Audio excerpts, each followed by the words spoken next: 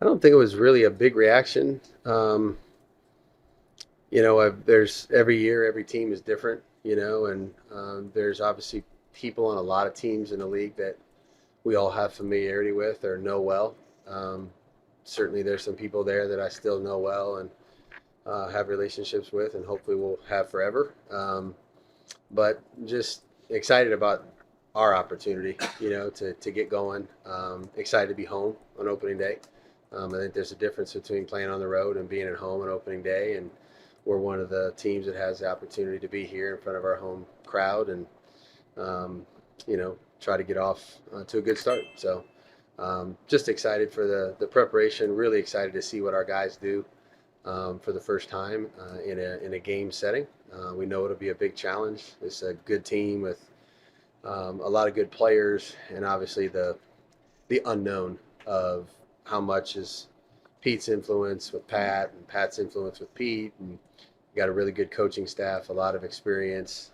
So it'll be interesting to see how it all unfolds, like it is on most opening days. Maybe setting aside your own personal experience with that franchise, what is this week about? How difficult is the challenge of game planning for a team with a relatively new coach, scheme? Uh, I think opening days, there's always some healthy anxiety because you just don't know. None of us know exactly what we're going to get from the other team in terms of strategy or schematics. You have an idea, but they have every right to hide everything they want to do, and as do we. So you're always going to see things you didn't necessarily practice or prepare for on opening day. I think opening day is really more about yourself and trusting your rules and how well have you ingrained those rules into your team so that whenever you get a look, a defense, a blitz, a coverage, you trust that you know what to do, and then you just got to follow your rules. And I think the second part of opening day is I think it's always about making an adjustment. You're gonna see some things that force you to turn left or right, as soon as you kind of see it becoming a pattern. And then, how quickly can you do it and how well can you acclimate to what the game's actually becoming, So whatever you prepared for is one thing. What happens on opening day is usually a separate thing. Josh, what are your expectations for Drake Um, High, I mean, he's the quarterback of our football team, and so always had high expectations for the quarterback room in general. I know how hard they work, so I have confidence in his preparation. I know there's going to be opportunities to improve as we go through every day, every week. It's my first opportunity to coach a game with him and with a lot of our guys, so I'm sure I'm going to learn a lot, but I always go in, my feelings are always based on what I see every day and how hard they work and what they put into it. And I couldn't ask Drake to do more than what he's doing. He's trying, to understand exactly what we're doing. Is really, trying to be as well versed as he can on what we know from the Raiders. But just looking forward to going out there and watching him play and seeing our entire group out there together. Josh, I know this is almost 2 years ago now, but obviously things didn't end the way you wanted in Las Vegas. So, in terms of the lessons you took from why that happened the way that it did, what are those lessons, and how are they helping you now in the week? I think there's a lot. I mean, there's probably there's too many things that you learn from each experience to list them in terms of a press conference. I appreciate the question, but We can talk after. yeah, we might need a while. But I think, you go into every opportunity, and this is my next one, and you do the best that you can. And you learn a lot about, you learn more, honestly, when you fail than when have success. So always tried to take each opportunity as an experience that I can learn from.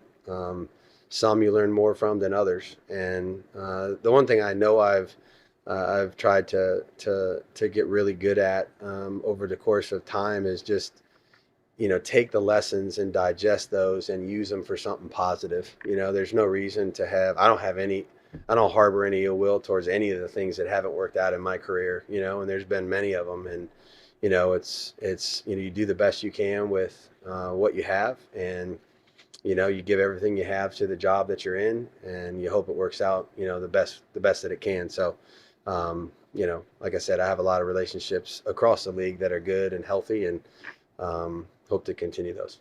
How well prepared is your group?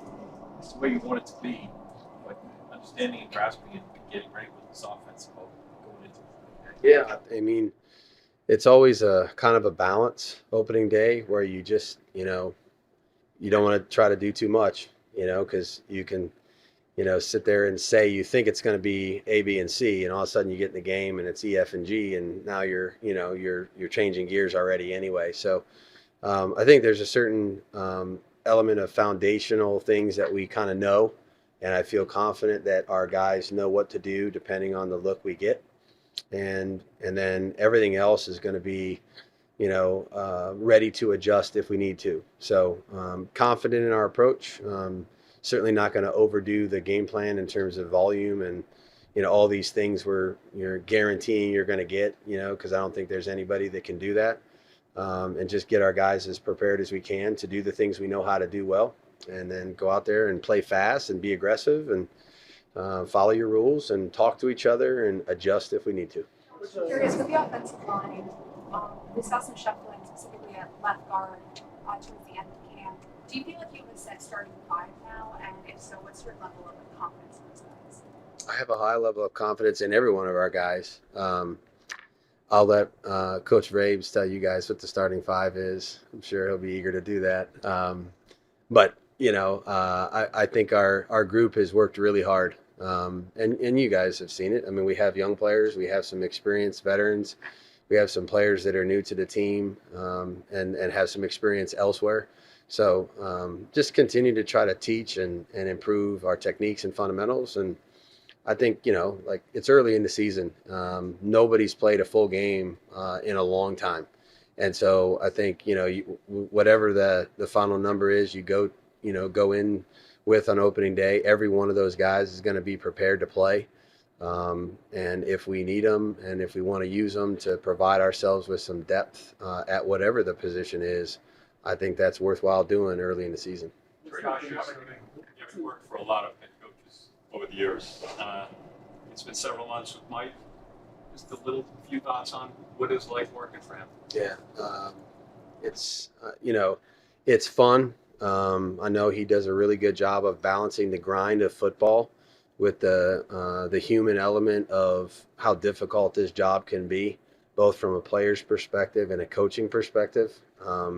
I'm really enjoying his perspective on that, and how he keeps it fresh. He'll chase us out of here, when it's time, to get out of here, which I appreciate. He knows how long the season can be, and, rest and trying to keep yourself in a healthy place is an important part of it too. So that's been great. And I've learned a lot, I mean, it's been a long time since I was with Mike, I was a young coach and he was a player. And so he's obviously learned a tremendous amount from the people that he's been fortunate to work around. And then he's adapted his philosophy when he had the opportunity to become a head coach. And I learned something new every day. And that's a great thing for me at this point in my life. Just, going to a squad meeting, listen, pick up things from him, how he's handling the day, the week, the players, etc. It's really gave me a cool opportunity at this stage to work for somebody new, different, that has a little bit of a different spin on things, but certainly believes in everything we're doing. And I know that we all support that 100%. We heard a little bit from Scott yesterday. And just in your experience, does he look like a guy who's ready to go? Sure. Yeah, I hope so. I mean, that's what I'm planning on. Drake mentioned studying the 2014 Super Bowl and the 2020 COVID game against Pete Carroll's defense. I was just curious because you played Pete Carroll a few times over the years. What about those games specifically made those good teaching tools in this week? Pete's one of the best coaches in the history of our league, and has done it, in pro football for a long time at an elite level, coached in college football, same thing, produced wherever he's been, always has an incredibly difficult defensive perspective. It's changed some over the years. Everybody always says, well, everything's the Seattle 3. It's not all Seattle 3, you know what I mean? So he's evolved, and I think that's a sign of a great coach.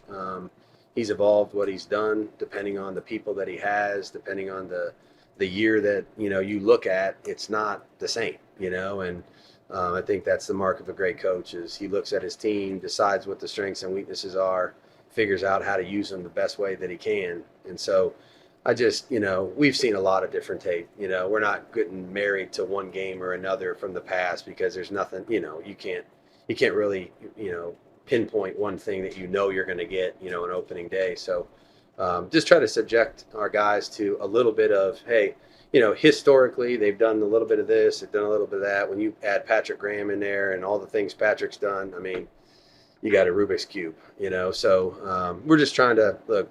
At the end of the day, it's about us, our fundamentals, our techniques, our approach, our communication, and ultimately our execution, and taking care of the ball and giving ourselves an opportunity in the second half because we know a lot of these games are won then. Yeah, thank you.